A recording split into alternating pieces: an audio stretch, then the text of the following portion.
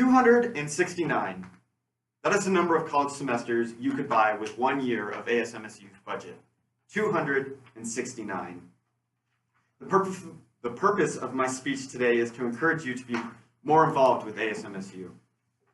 With a $2.6 million budget revenue stream and a $1.03 million allocation budget, ASMSU is not just about concerts and parties, but rather a policy-making organization. ASMSU stands for Associated Students of Montana State University. It's the student government of Montana State University.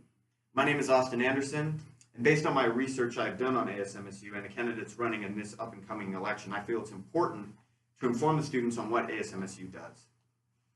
For you to be encouraged to be involved with ASMSU, you need to understand the history of ASMSU, what ASMSU does, and what you can do as a student to help. So, let's take a look at the history of student government. The student government started about 1947 when Congress passed the Student Bill of Rights. And, it's had its challenges over the years and student rights have been expanded, but they're far from complete.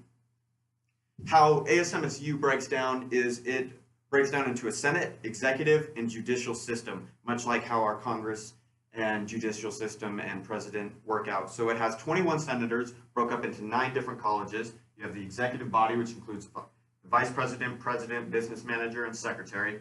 Then you have the judicial council, which has the chief justice and 4 associate justices. But what does ASMSU do? Well, it represents a 16,000 plus student body. It distributes the student activity fee, creates campus-wide programs, funds clubs and concerts, and some colleges, like UCLA, appropriate over $90 million a year. $90 million of student money. This all comes out of the student fee. So, what does ASMSU do for the students? So, we talk about how much money it has, but what does it actually do? Well, it's interesting because at MSU, we have a voting student member on the Board of Regents. Now, the Board of Regents is an interesting facet. It controls all the universities in Montana, and the presidents of all these universities answer to the Board of Regents. About 20% of student governments, only about 20%, have a voting member that is a student. We are one of those universities. So I want you to ponder something when I talk here. I want to change your perspective on how you view education. Webster's dictionary defines college as an institution of higher learning offering paid courses which lead to a degree. Webster's also defines a client as a person who engages in professional advice or services by an individual, organization, or institution. You are not students. You are clients of the university. You are paying to be here. Therefore, your voice is important. And despite some of the small issues that ASMSU has faced with MSU administration, most of the time MSU is very accommodating to its students. So let's take a look at ASMSU's budget breakdown. It seems like a lot of information, but it's really not. The one that you need to be concerned with is the ASMSU activity fee. Out of all the fees you pay, this is the one that they allocate. All these other fees that you see here are like oversight committees that ASMSU also deals with. So NASA would be a perfect example of something that the government funds but does not have direct control of. That's kind of how like the Exponent and Streamline bus service works for ASMSU. We can audit it, we manage it, but we don't have direct oversight over it. So the $2.6 million that you see out of all the programs that ASMSU does, that's a projected revenue of what these bring in from your $103 in fees that you pay every semester. So why is this important? Why do we spend $103 a semester, close to $500 for a 4-year degree, for people to spend your money that you don't really understand where it's going? Well, ASMSU is all about student rights. That's why it was funded back in 1947. That's why it continues today. So up on the screen here, you can kind of see a perfect example of why we needed an MSU. So according to federal law, dormitory residencies are still protected by the 4th Amendment of search and seizure.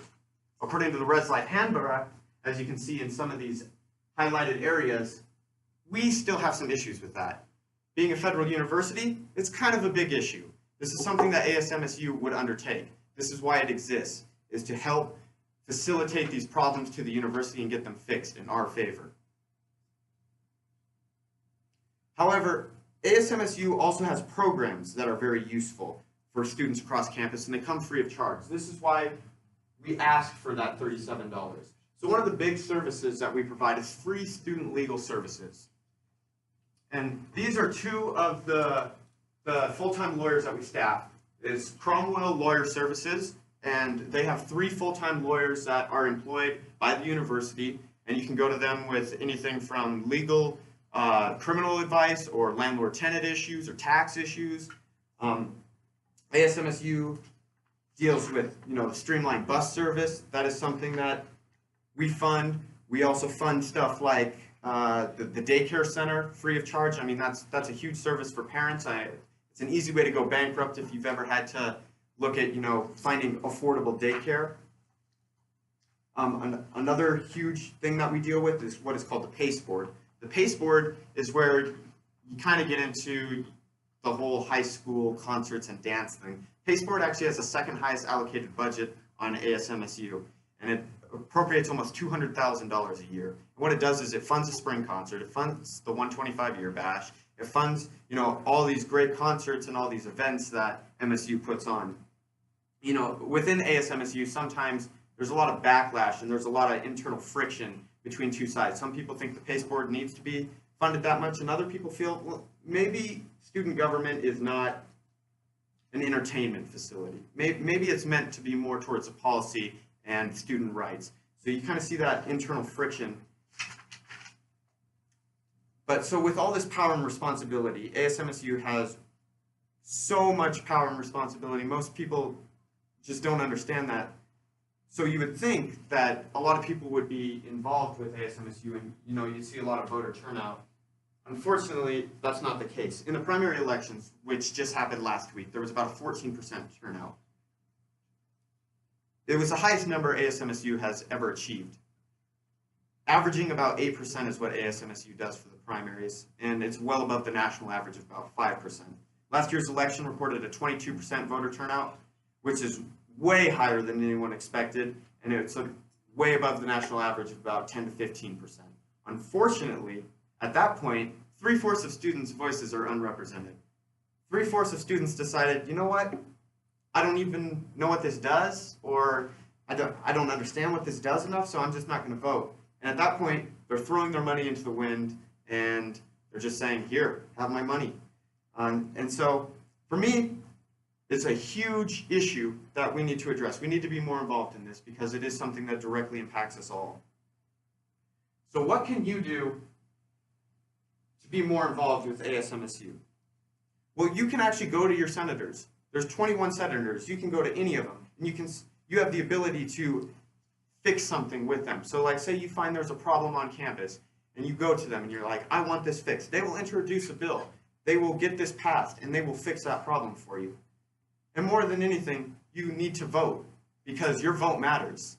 With 16,000 students on campus and only about 4,000 of them voting, that's a huge difference. That's a lot of students that aren't being represented at that point. And now more than ever, you can see that if voter turnouts are low and people are uninterested in how their money is spent, then crazy happens all the time. So, in conclusion,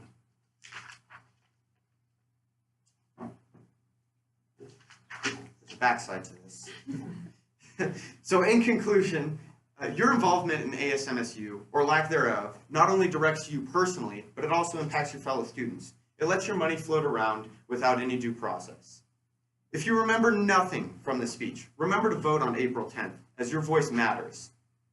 And to leave you with something, you are not a child anymore. Remember that power is given to those who know how to use it.